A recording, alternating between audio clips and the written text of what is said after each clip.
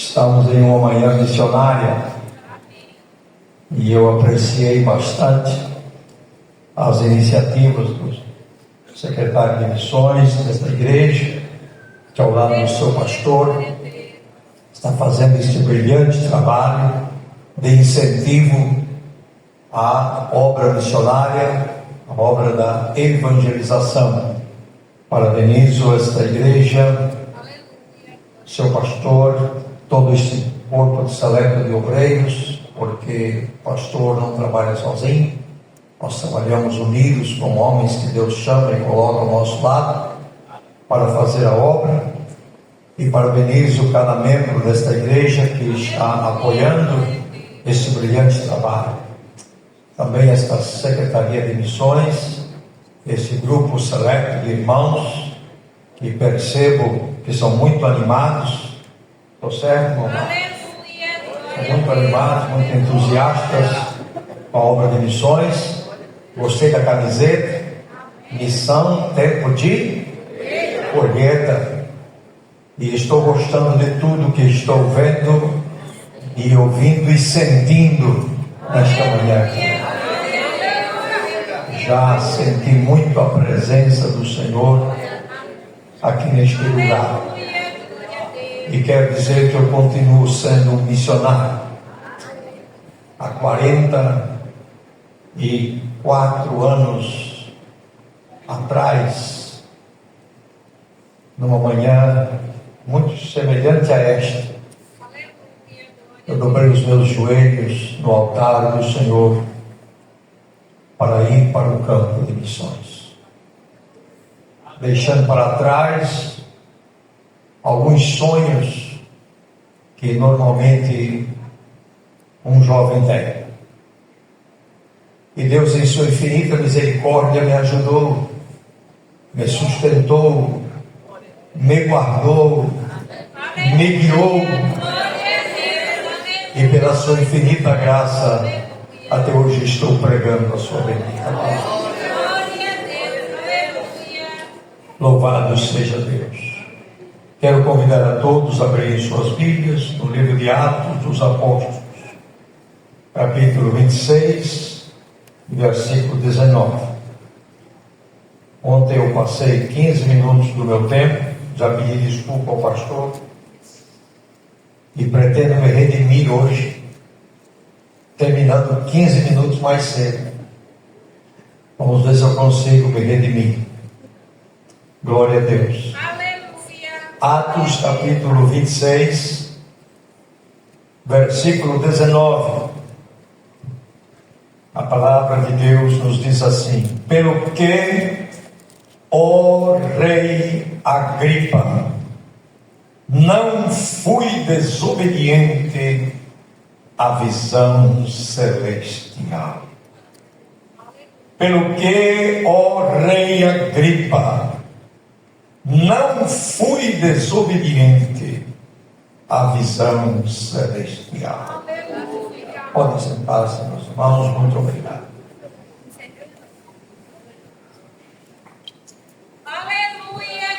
Meus irmãos, eu acho interessantíssimo que o apóstolo São Paulo, missionário, dos mais entusiastas e também entre aqueles que mais trabalharam para o Senhor, estava diante do rei Agripa e teve a oportunidade de se dirigir ao rei. E ele não fez uma linda pregação. Ele não fez um discurso filosófico que ele tinha condições de fazer, porque era capaz para isso.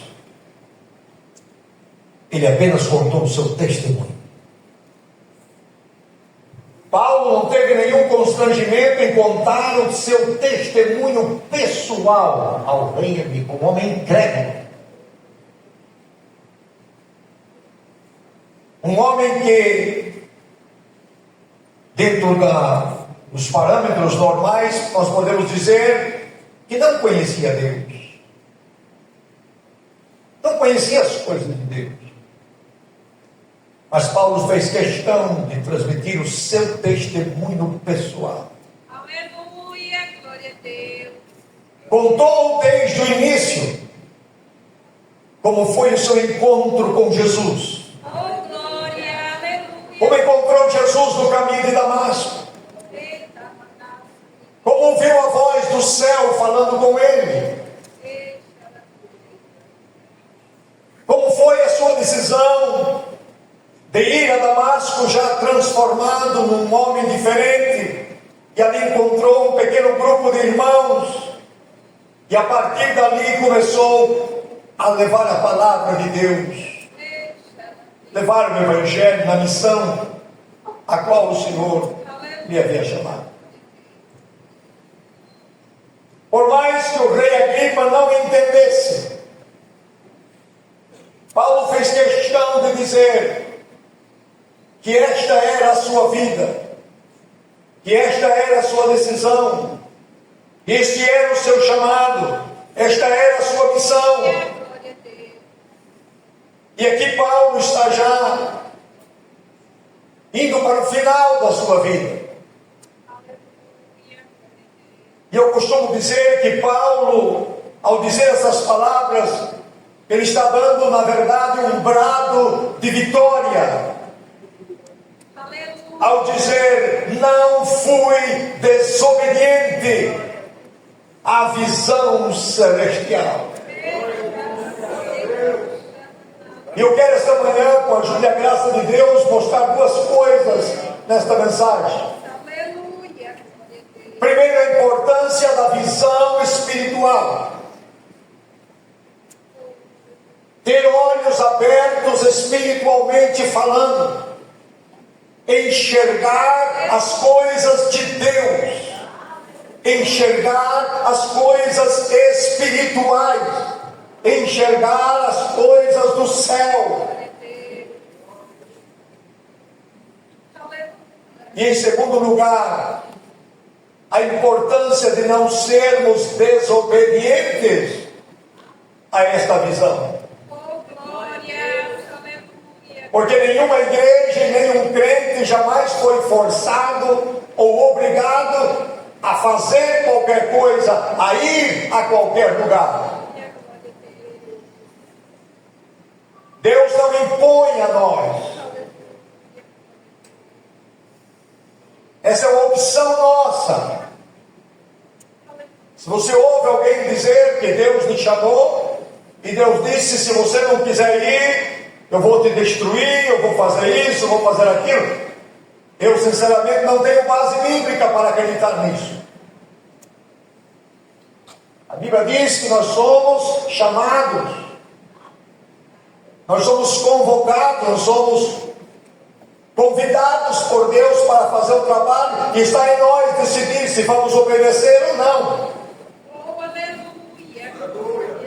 Muitos têm desobedecido. Então são essas duas coisas que eu encontro nesta palavra de Paulo, dirigidas ao rei Agripa no final, de contar o seu testemunho. Eu não fui desobediente à visão celestial. Aleluia, glória a Deus.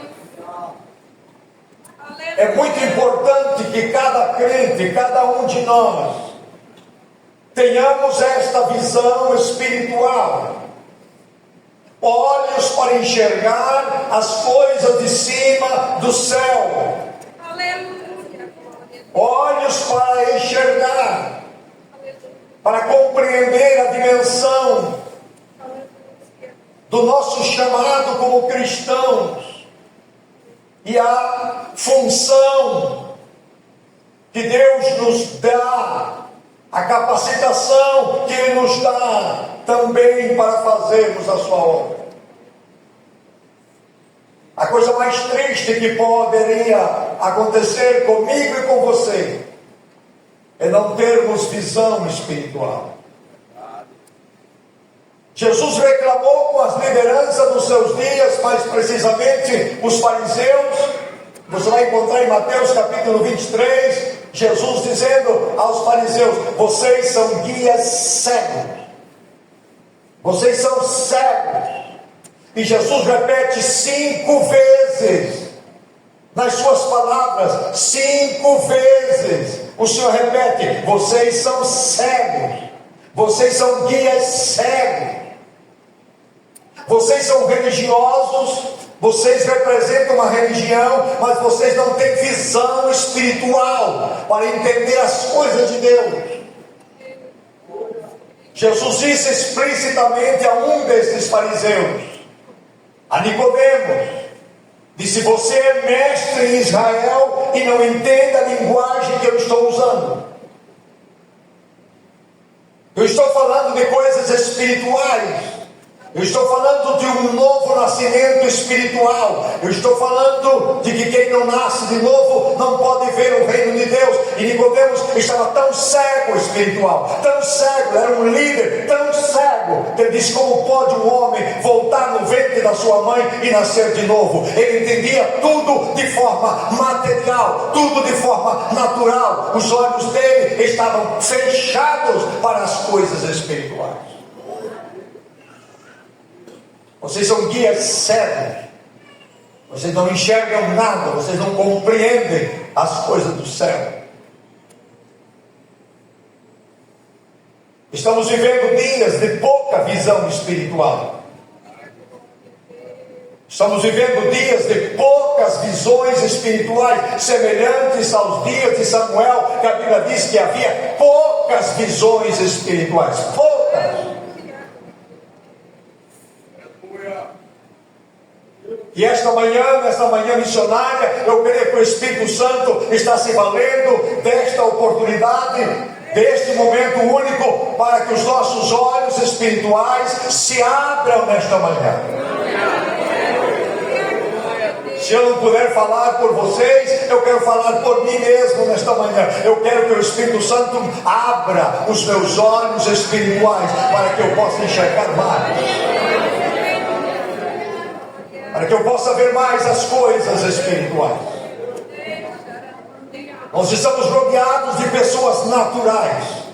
Nós somos rodeados de pessoas naturais e materiais, materialistas, que só enxergam as coisas deste mundo, só veem as coisas do ponto de vista natural. Nós temos muitas experiências na igreja de pessoas que só enxergam o ponto: quanto custou isso, quanto custou aquilo, e quanto é que vai custar isso, mas isso vai ser muito caro, isso vai ser muito dispendioso, como é que vamos conseguir recurso para isso? Não dá não, não dá não, não dá não, não dá não. A visão é muito pequena, é míope, é limitada. É como aquele cego que Jesus curou em 2 etapas. Lá em Betsaida, Marcos capítulo 8, tem essa história. Jesus colocou as mãos sobre ele e orou por ele. E disse: agora, o que você está vendo? Ele disse: eu estou vendo os homens andar como árvores. Jesus disse: não, peraí. Não recebeu o milagre completo. Porque se está vendo os homens andar como árvore, não está bom. A árvore não anda. A árvore não anda. Então orou de novo por ele e disse: e agora, como você vê? Ele disse: agora estou vendo bem. Agora estou vendo as árvores e agora estou vendo os homens. Me permitam com muito carinho dizer a vocês que há muitos crentes que estão vendo árvores andando, ou homens andando como árvores.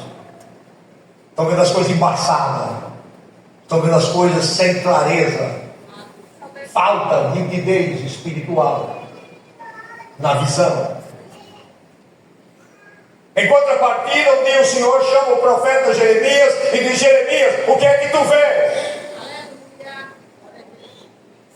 Eu queria que esta manhã o Espírito Santo chamasse a mim e a muitos outros aqui e dissesse: o que é que você vê? O que é que você vê? O que é que você enxerga? Até onde você está enxergando? O que é que você está vendo? Eu fiz um exame de oftalmologia, um oftalmologista essa semana passada, E tive que ler aquelas letras pequenininhas. E sem aquela lente para encontrar o grau certo do óculos. O médico perguntou: o que é que você está vendo? Estou vendo nada. Nem as letras da primeira linha, não, nem as letras da primeira linha. Estou vendo nada. Aí começou a ajustar, disse: agora estou começando a ver. Já leu a segunda? Tá, agora. Aí ele foi ajustando, até que aquela última letrinha lá embaixo de tudo, eu estava lendo perfeito, porque ele fez os ajustes. Eu queria que o Espírito Santo fizesse os ajustes esta manhã. Glória a Deus, aleluia. Na nossa visão espiritual. Que o Espírito Santo faça ajustes na minha e na sua visão espiritual. Para a gente poder enxergar o que não está enxergando, para a gente poder ver o que não estamos vendo. Jeremias, o que é que tu vês? Que vês, Jeremias? Que vês? Então Jeremias disse: Senhor, eu vejo uma vara de amendoeira que está florescendo. E o Senhor disse: viste bem, porque eu velo pela minha palavra para cumprir. Quando Deus diz isso a Jeremias, Deus está dizendo a Jeremias: Jeremias, você pregue a minha palavra, você anuncia o que eu estou mandando você anunciar, quer as pessoas acreditem ou não acreditem, quer eles se simpatizem ou não, você pregue a minha palavra e não se preocupe com o cumprimento, porque quem cumpre a palavra sou eu. Assim como a vara da amendoeira é a primeira entre as plantas a florescer na primavera, é a primeira a florescer, eu, o Senhor, sou o primeiro, sou eu que cumpro a minha palavra. Glória a Deus, aleluia. Mas é interessante que Deus faz a mesma pergunta de novo para o profeta. E disse: Jeremias, que vês agora? E Jeremias disse: eu vejo uma panela fervendo, e a boca da panela está virada para o norte. Observem a clareza da visão. Observem como o profeta via, enxergava detalhes, até a posição, a direção em que a panela estava virada, fervendo, e virada em que direção? E Deus novamente diz ao profeta: vistes bem. Vistes bem. Porque do norte eu estou trazendo juízo pela rebeldia do meu povo. Jeremias não via só coisas boas, ele via tudo que precisava ser visto. Aleluia. A nossa visão precisa ser completa. Precisamos ter visão para entender as coisas de Deus, o chamado de Deus. Entender que muitas vezes Deus nos chama para missões complexas, difíceis. E nossa visão precisa estar afiada, acurada, para enxergar as necessidades do reino de Deus. Precisamos de homens como Guilherme Carey, um dos pais da missão moderna do século XVIII, chamado por Deus para ir para a Índia, onde até aquele então não havia um único missionário. Um único missionário. E quando ele chegou ao grupo de pastores e disse que tinha um chamado para ir para a Índia, porque tinha pesquisado e entendido, apesar das limitações de comunicação disponíveis na época, mas os relatos que ele tinha dos viajantes que iam à Índia e traziam informações, diziam de multidões na Índia, multidões enormes na Índia, que nunca tinham ouvido falar de Jesus. E nasceu um fogo ardente no coração de Guilherme Carey por essas almas. Como tema desta manhã missionária aqui, renova o ardor missionário no nosso coração. O ardor missionário estava ali presente no coração desse servo de Deus. Ele via estas multidões, ele enxergava este país longínquo, ele enxergava estas almas perdidas. E foi muito contrariado pela liderança da igreja, que dizia que era uma emoção, que era um sentimento passageiro, e que ele não reunia condições, porque ele era casado e tinha muitos filhos, tinha 7 filhos. Como é que o senhor vai ir para a Índia com 7 filhos?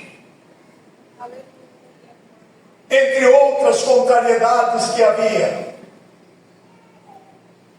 Mas um dia ele é chamado para pregar uma mensagem em uma destas reuniões anuais da sua igreja. E ele pregou a mensagem de Isaías 54, que diz: alonga as estacas da tua tenda, amplia o lugar da tua habitação. E fez uma declaração que até hoje ecoa no mundo missionário. Diz: esperemos coisas grandes de Deus e façamos coisas grandes para Deus. Não nos limitemos às pequenas, às insignificantes. Vamos ampliar a nossa visão. Mas como bem pretendo colocar na continuidade desta mensagem, Guilherme Carey enfrentou muitas dificuldades. Depois de meses viajando, chegou na Índia e demorou 7 anos, 7 anos, para ganhar a primeira alma para Jesus. Glória a Deus. Eu não sei quantos de nós ainda teríamos uma visão como esta. Ir para um lugar e pregar durante 7 anos para ganhar a primeira alma. Eu não sei, pastor Marcos, se nós teríamos essa visão tão ampla. No primeiro ano, ia ligar para o pastor Jair e dizer: pastor Jair, já faz um ano que eu estou aqui, não ganhei ninguém, deixa eu voltar. E tem pastores que enviam missionário com uma visão tão pequena, depois que o missionário está lá 1 ano no campo de trabalho, já liga de quantos crentes tem aí? Quantos crentes tem aí? Como se a coisa fosse numérica. E obra missionária não é numérica. Obra missionária é uma obra de amor incondicional.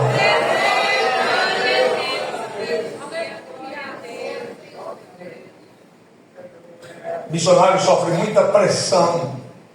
Eu sei porque eu vivi isso. Sofre muita pressão. E eu quero dizer aos missionários que estão indo hoje: a única coisa que pode lhe pressionar, a única coisa que pode lhe angustiar, a única coisa que pode lhe preocupar é a salvação das almas e mais nada. A salvação das almas. A nossa visão precisa ser ampla. Paulo recebeu uma visão espiritual. A visão que Paulo recebeu não foi uma emoção, porque uma visão é totalmente diferente de uma emoção. Precisamos ter cuidado para não confundir essas duas coisas. Uma visão é uma revelação divina, dada pelo Espírito Santo, quer seja de maneira clara, com imagens de um lugar, de uma nação, ou o Espírito Santo pode colocar no teu coração um sentimento profundo na tua alma. E esse sentimento profundo na tua alma é uma visão espiritual. E o que Paulo recebeu durante esta visão foi justamente isso. Algo profundo na sua alma. Algo real, autêntico. Ele viu a luz resplandecente. Ele ouviu a voz de Jesus. Ele falou com Jesus e ele foi respondido por Jesus. Isto é visão espiritual, é experiência pessoal, é algo no íntimo do nosso ser, promovido pelo Espírito Santo de Deus. E deixe-me dizer-lhes uma das coisas que é a fundamental de uma visão. Quando temos uma visão espiritual, com certeza vamos experimentar mudanças na nossa vida. A primeira coisa que uma visão espiritual promove na vida de um homem e de uma mulher que recebe essa visão espiritual é mudança. Se você puder, diga comigo: mudança. É isso mesmo. É o que Deus quer promover nas nossas vidas. Vejam o que Deus promoveu na vida de Paulo a partir daquela visão. Primeiro, mudou o destino dele. Ele estava indo para Damasco para prender os cristãos. Deus mudou e disse: agora você vai ir para se juntar a eles. Paulo mudou o seu caráter naquela visão. Era um homem violento. Era um homem que tinha por finalidade maltratar os cristãos. Mas depois da visão tornou-se tão humilde que foi levado pela mão de alguém e guiado em direção a Damasco, a juntar-se com os crentes lá na beira de um riacho. Humildade. Também mudaram as suas amizades, seus relacionamentos. A visão mudou. Agora ele não era mais amigo dos sacerdotes ou dos sumos sacerdotes. Agora os seus amigos eram os cristãos perseguidos da cidade de Damasco. Outra coisa que Deus mudou na vida de Paulo através da visão espiritual foi o seu caráter. Foi o seu caráter. Deus mudou os seus hábitos.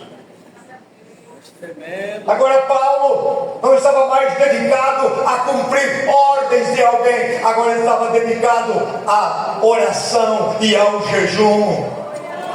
Foi a primeira coisa que fez como crente: 3 dias de oração e de jejum. A visão mudou também suas credenciais. Paulo não era mais agora um perseguidor. Agora a visão o transforma em um perseguido. Eu quero dizer a você que este é o maior benefício que uma visão espiritual causa na nossa vida: mudanças em nossa vida inteira. Mudança no nosso destino, no nosso caráter, na nossa amizade, nos nossos hábitos e nas nossas funções.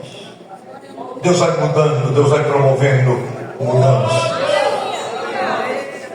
Aleluia, glória a Deus. Não existe visão espiritual autêntica aonde não há mudanças. As mudanças precisam ocorrer. O sinal de uma pessoa chamada por Deus com uma visão espiritual para cumprir um propósito divino, ele se estabelece nesse ponto crucial da mudança. Quando Hudson Taylor foi chamado por Deus para ir como missionário para a China, ele tinha uma visão de ser um médico no seu querido país, a Inglaterra, e estava iniciando a sua carreira como médico quando recebe esta visão de Deus. Imediatamente, aquela visão foi transformada, foi modificada. Ele disse: serei um médico, sim, mas eu serei um médico na China, tanto do corpo como da alma das pessoas. Aleluia, glória a Deus, aleluia. E começou Aleluia. a fazer experiências espirituais com Deus. Ele disse: eu preciso experimentar a providência de Deus aqui na Inglaterra, enquanto eu estou no meu país, para ter certeza que quando eu chegar na China, o Deus que me sustentou aqui é o Deus que vai me sustentar lá. Aleluia, glória, aleluia, Pai. Aleluia. E passou a depender inteiramente de Deus para suprir com as suas necessidades na faculdade. E Deus começa a fazer milagres na vida de Hudson Taylor. E ele começa a experimentar aqueles milagres, vendo a providência de Deus, o agir de Deus na sua vida. Aleluia, glória. Sua mãe ficou perplexa da sua decisão, admirada de que ele renunciou à ajuda da família para pagar a universidade. Disse: não quero que pague mais minha universidade. Eu preciso experimentar que este Deus que está me chamando, esse é Deus de providência. E dependeu inteiramente de Deus. E Deus começou a fazer milagres extraordinários. E nunca faltou um centavo. Algumas vezes dificuldades apareceram, mas Deus nunca falhou e Deus nunca falhará. Aleluia. Só uma visão espiritual é capaz de mudar as nossas vidas. Só uma visão espiritual é capaz de mudar uma igreja, uma cidade, e em alguns casos até uma nação. Tudo depende de uma visão espiritual. Quando a nossa visão é pequena, Glória a Deus. não podemos entender essas grandezas de Deus. Deixe-me dar-lhes um exemplo aqui, bem simples. Quantos aqui já ouviram falar e conhecem Billy Graham? Quantos já ouviram falar e conhecem Billy Graham? Muito bem, obrigado. Segunda pergunta: quantos aqui conhecem e já ouviram falar de Mordecai Ham? Mordecai Ham. Temos um irmão aqui que ouviu falar. Mas alguém que ouviu? Dois. Mordecai Ham. A maioria maciça, não só de nós aqui no Brasil, mas no mundo inteiro, não conhecem Mordecai Ham. Só conhece Billy Graham. Mas Mordecai Ham foi um evangelista que chegou em Carolina do Norte, numa época de inverno, frio, gelo, montou uma tenda e começou a pregar o evangelho. E numa daquelas noites de pregação do evangelho, dois jovens que estavam na reunião vieram à frente aceitando. O grupo de pessoas na igreja era pequeníssimo. 15, 20 pessoas, não reunia mais. O frio era muito intenso. Era inverno. A tenda era fria. Não tinha ar, aquecimento. Mas esses dois vieram à frente e aceitaram a Jesus como Senhor e Salvador. Aleluia, glória. Um desses jovens era Billy Graham. Aleluia, glória a Deus. Trabalhando nessa sapataria, entra um cristão e começa a conversar com o seu tio e diz assim: o mundo ainda está para ver o que Deus é capaz de fazer com um homem que se entrega inteiramente em suas mãos. Quando o jovem aprendiz chamado Moody ouviu estas palavras, ele ficou profundamente impressionado. Aquelas palavras chegaram ao seu coração como uma flecha. E ele foi para casa com aquelas palavras em sua mente: o mundo ainda está para ver o que Deus é capaz de fazer com um homem que se entrega inteiramente em suas mãos. E esse jovem chega em casa, dobra os seus joelhos e começa a orar e diz: Senhor, eu quero ser este homem. Eu quero ser este homem. E deixe-me resumir: ele foi este homem. Abalou todo mundo da época com a sua mensagem de salvação. Oh, glória a Deus. Uma visão espiritual para as abundâncias extraordinárias. Aleluia. Se você for capaz de crer, se eu for capaz de crer, nós vamos experimentar grandezas de Deus na nossa vida. Nós nos limitamos às vezes por causa das circunstâncias. Nós nos limitamos por causa das questões econômicas. Nós limitamos o poder de Deus por causa da nossa própria insuficiência. É só a visão espiritual que quebra estas barreiras. Só uma visão espiritual quebra estas barreiras. Aleluia, glória. Quando William Seymour foi convidado em 1906, fevereiro de 1906, para ir a Los Angeles, para pregar em uma igreja,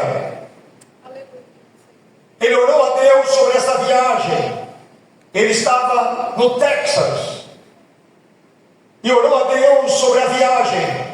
E o Senhor disse para ele: vai, porque eu tenho uma grande obra para fazer naquela cidade. E o William Seymour, deixe-me rapidamente historiar para vocês. Um homem que estava iniciando a sua vida ministerial como pregador do Evangelho. E era um homem filho de escravos. Seus pais haviam sido escravos. E ele tinha 6 anos de idade quando a sua família foi livre. Frequentou 10 dias de escola, que era um programa do governo americano da época, para que os escravos e famílias de ex-escravos aprendessem a ler e escrever, principalmente o nome, para receber um documento de identidade.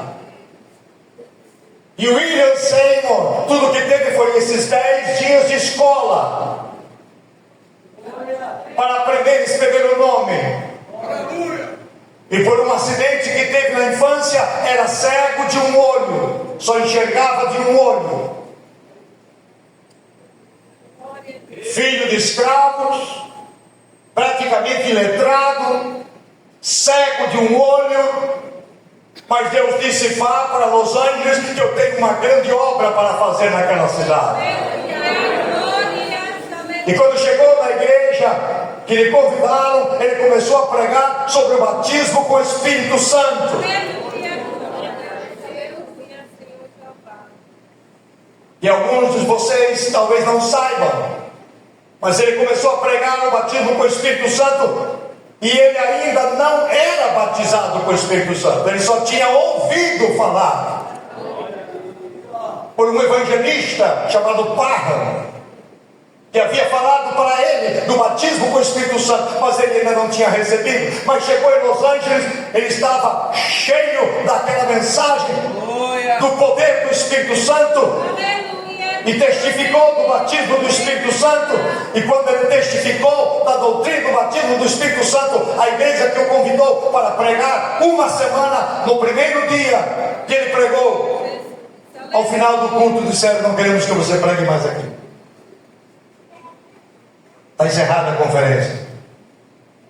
Foi sua primeira e última noite, e o alojamento também que nós reservamos para você é só para hoje à noite. Ele disse: Senhor, aonde está a grande obra? Aonde está a grande obra? Mas quando nós temos uma visão espiritual, Deus se encarrega das providências para nós. Uma família da igreja que soube do acontecido, no outro dia pela manhã procurou ele e disse: fique na nossa casa, se aloje na nossa casa. E ele ficou naquela casa e começou a promover reuniões de oração naquela casa, orando todas as noites. Durante o dia orava sozinho no seu quarto, e à noite fazia reunião de oração com a família. E começou a chegar gente. No 7º dia em que ele estava hospedado naquela casa, veio o poder do Espírito Santo sobre eles de uma maneira extraordinária. Glória a Deus, aleluia. A cidade, o bairro todo de Los Angeles viu fogo naquela casa. Fogo. Chamaram os bombeiros. Tem registros, meus irmãos, históricos da cidade de Los Angeles, das chamadas que foram feitas aos bombeiros para vir apagar o fogo. Mas não era fogo, era o poder do Espírito Santo derramado naquela casa. 3 dias, meus irmãos, e 3 noites ali na pente daquela casa sem parar. O culto não parava. 3 dias e 3 noites. No 3º dia saíram para procurar um lugar, porque a multidão era muito grande na rua, já não passava carro, não passava gente, eram pessoas vindo, porque o fogo do Espírito não espalha, ele ajunta. O fogo do Espírito atrai. É por isso que essa multidão está aqui, e não só aqui, é no Brasil inteiro, porque o fogo do Espírito atrai. Me permita repetir o que eu disse ontem à noite aqui: eu não quero que esse fogo se apague. Bendito fogo, eu não quero que esse fogo se apague. E ninguém chama os bombeiros aqui para apagar esse fogo, não. Não chame bombeiro para apagar esse fogo, não. Porque esse fogo não precisa e não deve ser apagado. Esse fogo só tem que ser aumentado. Foram para um local que era um estábulo de cavalos. Limparam o local, colocaram serragem no chão, e ali começou a Assembleia de Deus. 1906, abril de 1906. Aleluia. Um fogo que se espalhou pelo mundo inteiro. Uma mensagem pentecostal restaurada na igreja de Cristo por meio de um homem ex-escravo, cego de um olho, iletrado. E eu quero esta noite dizer, me desculpe, esta manhã, dizer a mim e a você: não coloque obstáculos na visão que Deus te dá. Glória a Deus, aleluia. Não coloque obstáculos. Porque quando Deus dá a visão, Deus promove as mudanças. Deus promove. Deus se encarrega de ir à frente.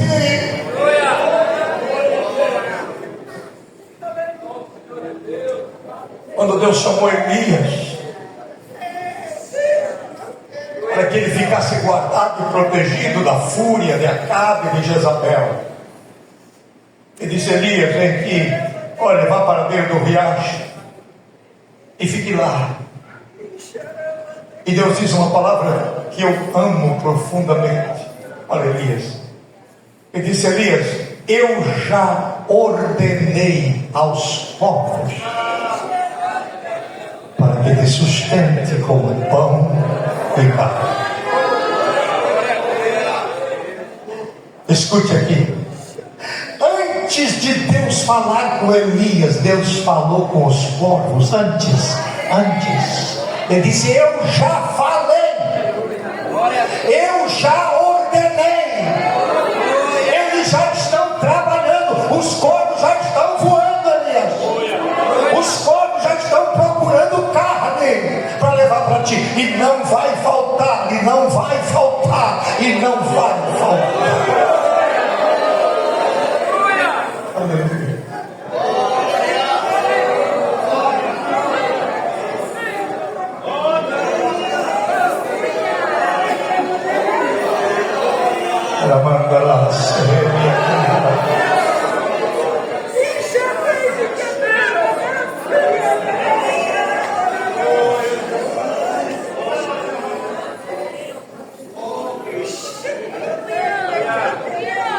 Pela infinita bondade e misericórdia de Deus, eu trabalhei 8 anos na Argentina como missionário. Foi meu primeiro campo missionário. E foram 8 anos de dificuldades indescritíveis. Eu nem gosto de descrevê-los, mas eu vi tantos milagres. Eu vi tantos milagres. Primeira cidade que eu comecei a trabalhar, eu morei num quartinho. Não é nesse púlpito aqui. Isso aqui era a minha casa. Era uma caminha de solteiro apenas, com um colchãozinho fraco. Não tinha cozinha, não tinha geladeira, não tinha fogão. E pasme, Senhor, não tinha nem banheiro. E não me perguntem que eu dei detalhes sobre isso. Mas não tinha. Mas eu vi cada dia o cuidado de Deus.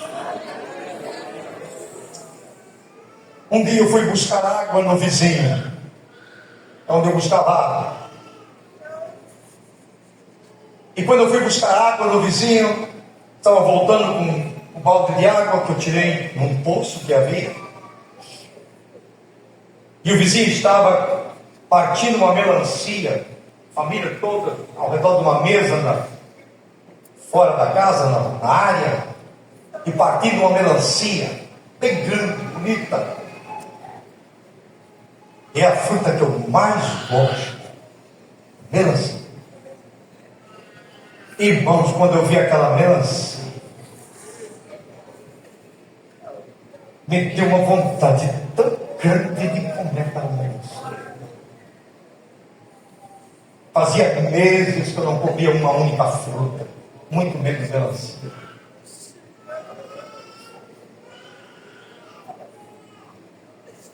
E eu fui levando um balde de água, voltando para o meu quartinho.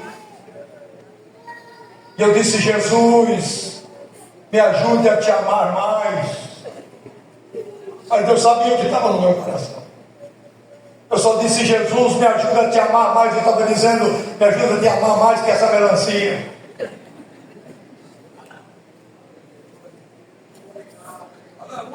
Cheguei em casa e deitei naquela caminha, coloquei as mãos assim atrás da cabeça. Disse: Jesus, me dê a tua graça, me ajuda. Quando eu estou assim, bateu na porta. Quando eu fui atender o vizinho, com a metade da melancia. Irmãos, foram quase 2 anos morando ali naquele quartinho, tendo aquele vizinho. Ele nunca me deu uma única coisa, senão esta meia melancia naquele dia. Porque Deus naquele dia disse: leve esta melancia para o meu Pai.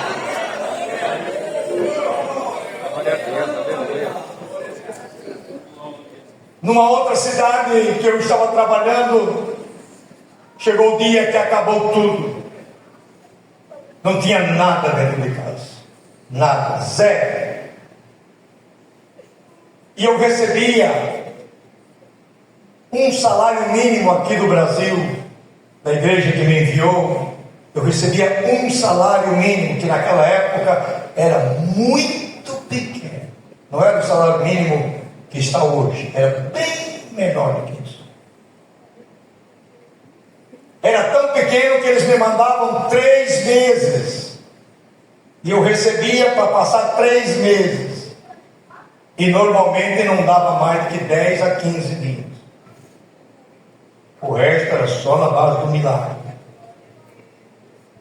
E chegou um desses dias em que acabou tudo. E eu me lembro que eu levantei bem cedo e comecei a orar. Jesus, acabou tudo, Jesus. Jesus, estou nas tuas mãos, Senhor.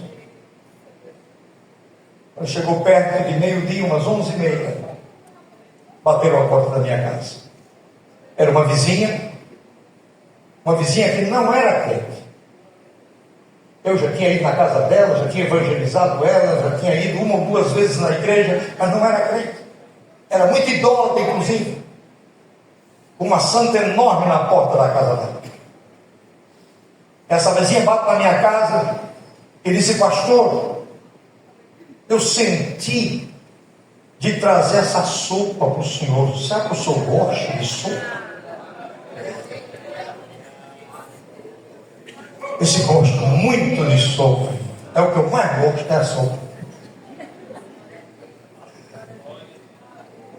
Recebi a sopa, glória a Deus, providência de Deus.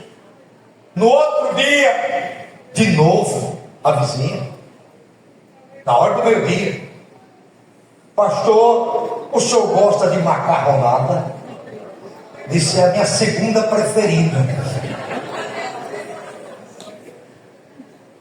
Recebi a macarronada, providência de Deus. No outro dia ela chega de novo, sempre na hora do meio-dia: pastor, o senhor gosta de purê com almôndegas? Eu disse: irmã, já estava chamando ela de irmã. Irmã, é a minha terceira comida favorita. A primeira é sopa, a segunda é macarronada, a terceira é purê com almôndega. E todo dia ela trazia uma comida para mim na hora do meio-dia. Aí de repente eu recebo um telegrama, naquela época era telegrama. Recebo um telegrama: enviamos o seu recurso dos próximos 3 meses. Oh, coisa boa. Não era muito, mas era a bênção que eu tinha, e eu tinha que agradecer a Deus. Fui correndo ao correio, era no correio que eu retirava. Fui correndo ao correio, retirei, passei no mercado, fiz uma comprinha, cheguei em casa, eram umas 11 horas, e disse: nem vou cozinhar, porque daqui a pouco a viúva chega. Eu já estava acostumado com ela. Deu 11h30, ela não chegou. Deu meio-dia, ela não chegou. E eu estou esperando ela até hoje.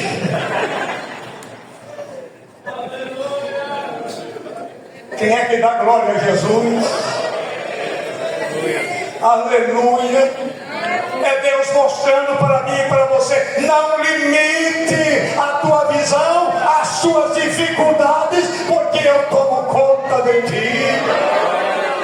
Glória a Deus, aleluia. Se você e eu temos uma visão, vamos adiante com esta visão.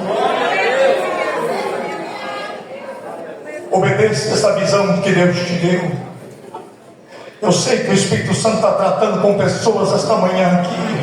Além de mim, eu sei que o Espírito Santo está tratando com pessoas aqui. Obedeça a visão, não seja rebelde nem desobediente. Não sejamos desobedientes à visão, porque Deus tem coisas grandes para fazer e a visão é dele em nós. Aleluia.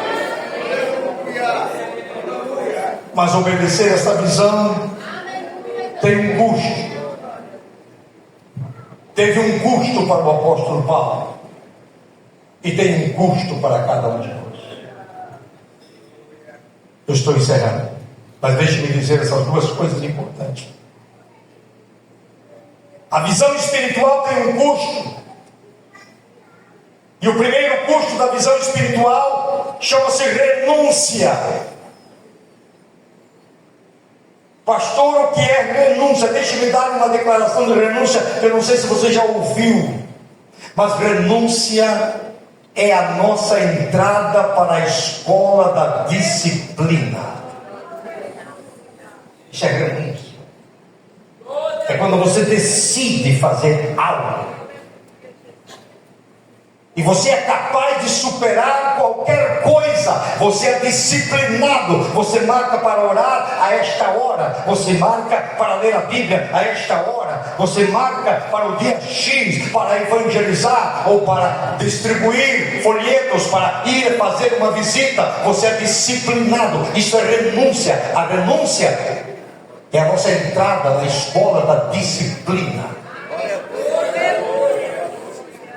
Eu não sei se você vai concordar comigo, porque essa palavra é bem dura, mas Deus não usa pessoas indisciplinadas.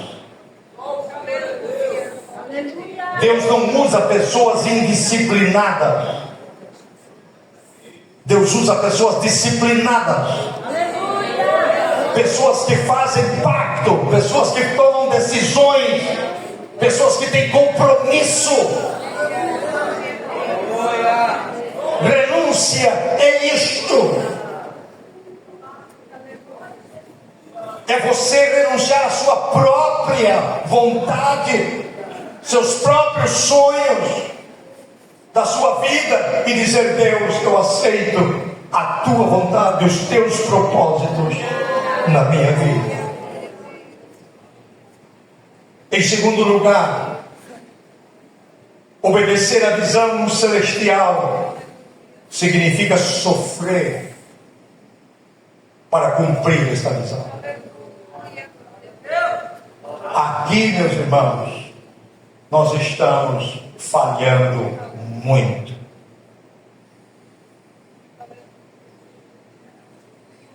Eu preciso ser fiel àquilo que esta mensagem, nesta manhã, está trazendo a nós.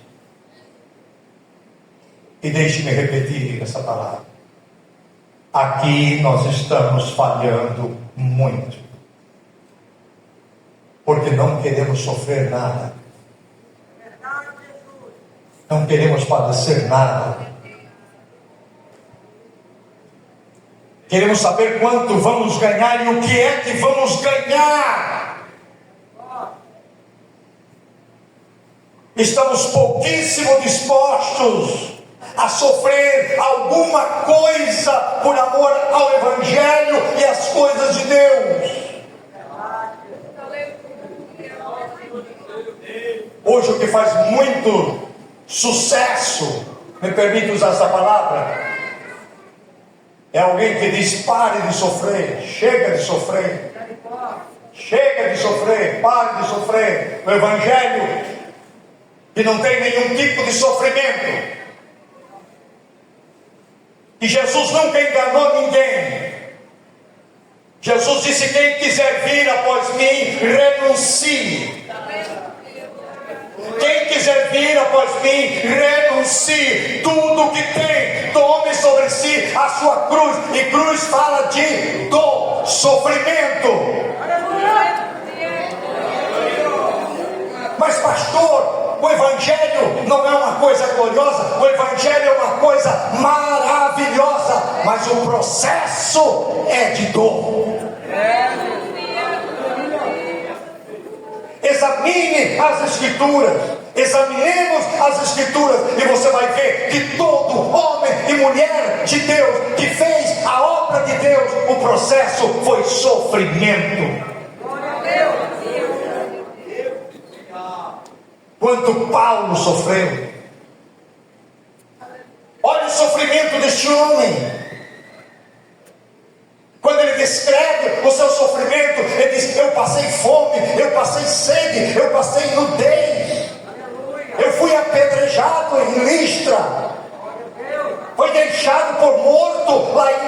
prisca. Os irmãos arrastaram ele como morto. Recebi açoites dos judeus até a morte, à beira da morte.